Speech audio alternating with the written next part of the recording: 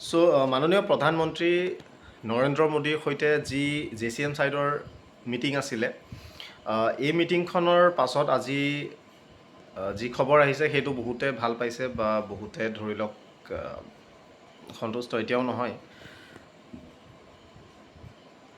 কাৰণ ৰাজ্যতে হওক বা সমগ্ৰ ভাৰতবৰ্ষতে হওক যিটো ডিমাণ্ড আছিলে সেইটো আছিলে OPSৰ কাৰণে। OPS মানে হৈছে old pension scheme. Okay, old pension স্কিমত কি আছিলে যে আপোনালোকৰ লাষ্ট যিটো চেলাৰী আপোনালোকে ড্ৰ কৰে যেতিয়া আপোনালোকে ৰিটায়াৰ হ'ব, সেই চেলাৰীটোৰ 50% আপোনালোকে পায় এজ এ পেঞ্চন, সেইটো পায়ে থাকিব। আৰু এই যি পেঞ্চন আপোনালোকে পায় সেই পেঞ্চনটোৰ বাবদ আপোনালোকৰ দৰমহাৰ পৰা ধৰি লওক কোনো ধৰণৰ টকা কটা নহয়। ইয়াতে আৰু এটা সুবিধা আছিলে আপোনালোকৰ GPFO।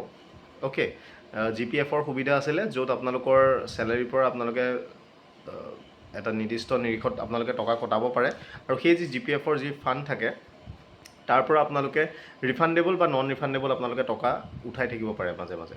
অ'কে, আৰু সেইটোৰ কাৰণে ধৰি লওক তাত কোনো ইণ্টাৰেষ্ট নাথাকে, আপুনি যদি তাৰ পৰা পইচা লয় আপুনি ৰিপে' কৰিলেই হ'ল। চ' তেনেকুৱা ধৰণৰ বহুতো সুবিধা আছিলে, কিন্তু সেইবিলাক NPSৰ ক্ষেত্ৰত নাপায়। আজি যি বৈঠক হ'ল সেই বৈঠকৰ অন্তত এটা, সেইটো মই কি বুলি ক'ম, না OPS না NPS, তাৰ মাজৰ এটা মানে বস্তু তেওঁলোকে কৰিছে, যিটো হৈছে UPS, অৰ্থাৎ ইউনিফাইড পেঞ্চন স্কিম। ইয়াতে আপোনালোকৰ NPSৰ দৰেই স্কিম হয়, কৰ্মচাৰীৰ পৰা পইচা কাটিব, কিন্তু OPSৰ দৰে সুবিধা কিছুমানো আছে, কিন্তু OPS নহয়। NPSৰ দৰে স্কিম আছে কিন্তু NPSও নহয়। চ' সেইকাৰণে এইটো এটা মাজৰ বস্তু বুলি কৈছোঁ, UPS। ইয়াতে আপোনালোকৰ বহুখিনি বস্তু আছে, আমি একবাৰ চাই লওঁ। ইতিমধ্যে প্ৰেছ ইনফৰমেশ্যন ব্যুৰৰ ফালৰ পৰা ৰিলিজ কৰা হৈছে, কেবিনেটে এপ্ৰুভ কৰিছে ইউনিফাইড পেঞ্চন স্কিম। চ' এইটো ফাইনেলি এপ্ৰুভ হৈ গ'ল। আৰু ষ্টেটছৰ ক্ষেত্ৰত ষ্টেটৰ তেওঁলোকে নিজেই এইটো স্কিম লৈ পেলাই তেওঁলোকে এই আৰ্হিতে তেওঁলোকেও দিব পাৰে।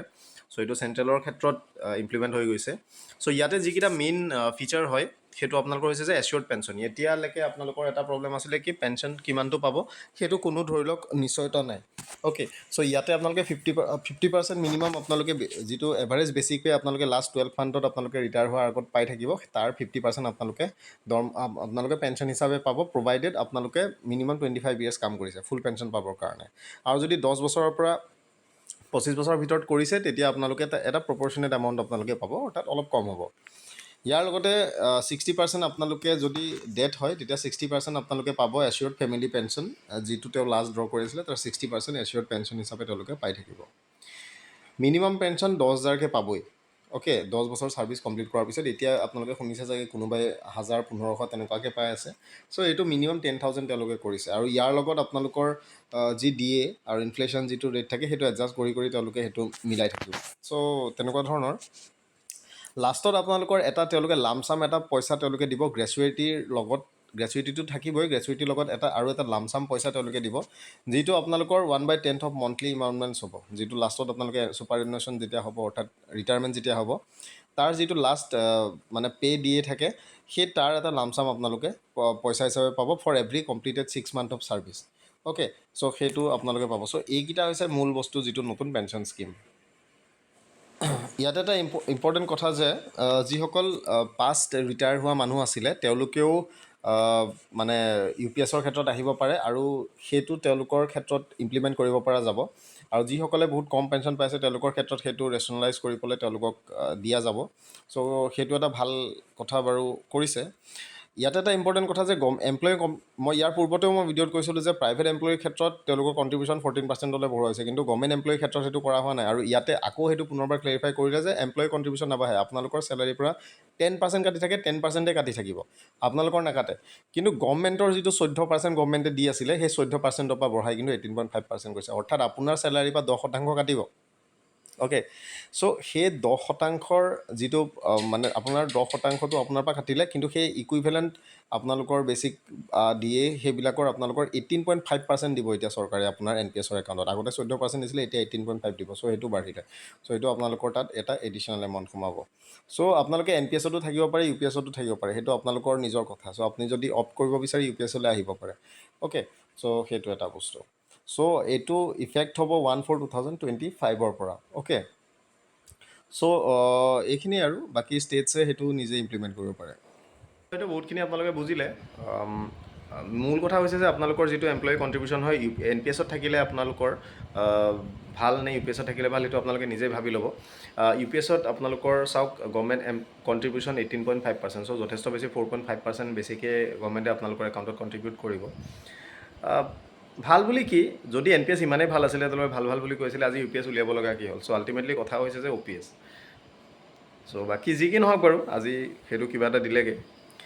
তো মাননীয় মন্ত্ৰী মহোদয়ে কি ক'লে আপুনি সেইটো কেবিনেট মন্ত্ৰীয়ে ক'লে, আপোনালোকে কি কৈছে তেওঁ সেইটো ভালদৰে আৰু বুজি পাব। চ' তেওঁ যিটো বক্তব্য সেইটো আপোনালোকে চাই। इसीलिए इस कंसल्टेशन के बाद में और साथ ही साथ जो जॉइंट कंसल्टेटिव मैकेनिज्म है सेंट्रल गवर्नमेंट के एम्प्लॉयज का JCM, उसके साथ मल्टीपल मीटिंग्स, फिर दुनिया के कई देशों में किस तरह की स्कीम्स हैं, किस तरह के सिस्टम्स हैं, वो भी देखा।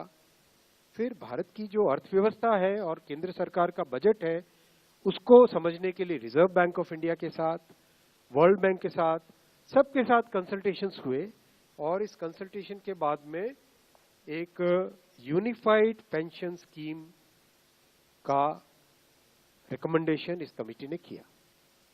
और आज प्रधानमंत्री श्री नरेंद्र मोदी जी की अध्यक्षता में यूनियन कैबिनेट ने यूनिफाइड पेंशन स्कीम को अप्रूव किया है, इसको अनुमोदित किया है और ये स्कीम अभी आने वाले समय में लागू होगी।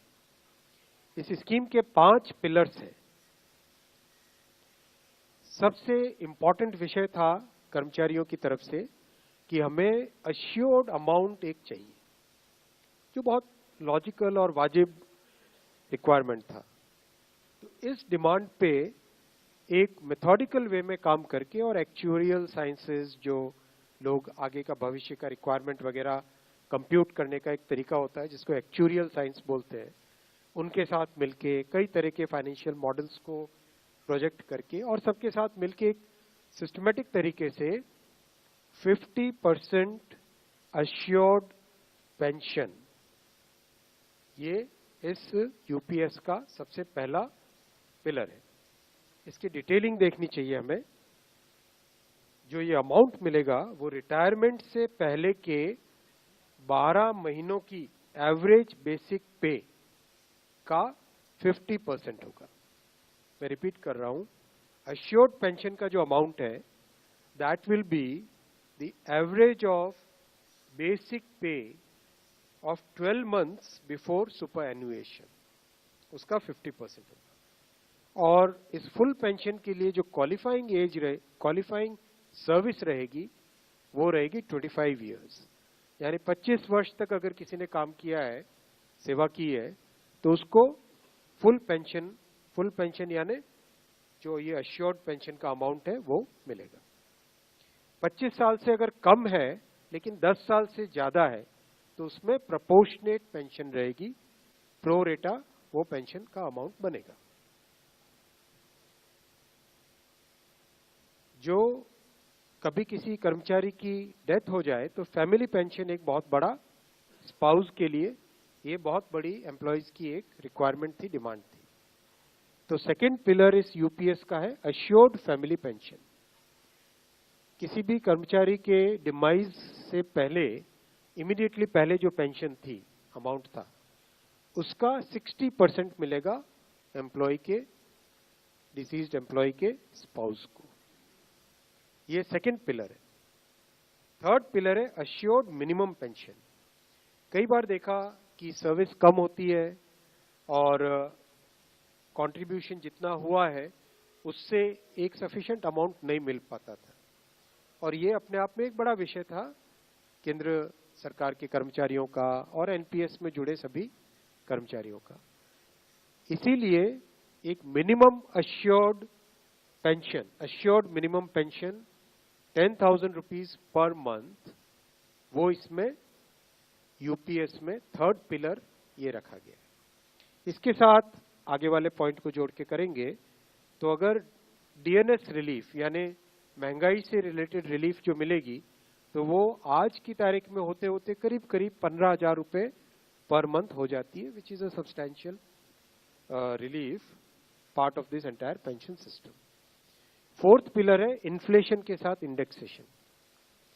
जैसे केंद्र सरकार के एम्प्लॉयज के लिए सैलरी में डीएनएस अलाउंस होता है, उसी पैटर्न पे जो इंडेक्स है, सेम इंडेक्स को यूज करके all India consumer price index for industrial workers, इसको यूज करके assured pension, assured family pension और अश्योर्ड मिनिमम पेंशन, इन तीनों के तीनों जो आपने पिछले पेज पे तीनों पिलर्स देखे, assured pension, assured family pension और अश्योर्ड मिनिमम पेंशन, इन तीनों के ऊपर इन्फ्लेशन इंडेक्सेशन डीएनएस रिलीफ के बेसिस पे मिलेगा। डीआर, डीए की जगह डीआर, डीएनएस रिलीफ।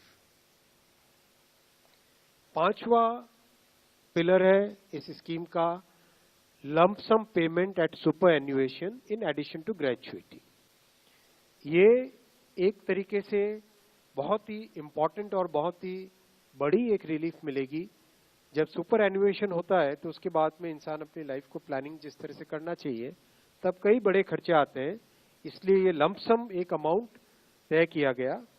यह है कि हर 6 महीने की सर्विस के लिए monthly emoluments, which means pay and DA combined, उसका 10% अमाउंट। तो ये एक अपने आप में सब्सटैंशियल एक अमाउंट रह जाएगा। जैसे मान लीजिए किसी का 30 इयर्स की सेवा है, तो उसमें करीब करीब 6 महीने की सैलरी, समनाथन साहब दैट्स करेक्ट ना, करीब करीब 6, तो उसको 6 महीने की emoluments जो उसकी रहेगी, पे प्लस DA मिला के, वो एक लमसम अमाउंट की तरह मिलेगा। ये 5 पिलर्स को लेके आज यूनिफाइड पेंशन स्कीम अप्रूव हुई है। ये स्कीम केंद्र सरकार के करीब 23 लाख कर्मचारी, करीब 23 लाख एम्प्लॉयज हैं, उनको इसका बेनिफिट मिलेगा। ऑप्शन रहेगा, कोई अगर एनपीएस में रहना चाहे तो एनपीएस में रह सकता है, यूपीएस में ऑप्ट करना चाहे, which is naturally a very attractive scheme, तो उसमें ऑप्ट कर सकता है। प्लस राज्य सरकारें अगर इसी फ्रेमवर्क को, इसी आर्किटेक्चर को यूज करना चाहे तो राज्य सरकारें भी इस आर्किटेक्चर को यूज कर सकती है। अगर राज्य सरकार के कर्मचारी भी इसमें शामिल होते हैं तो करीब 90 लाख के आसपास टोटल कर्मचारी इसका बेनिफिट मिलेगा।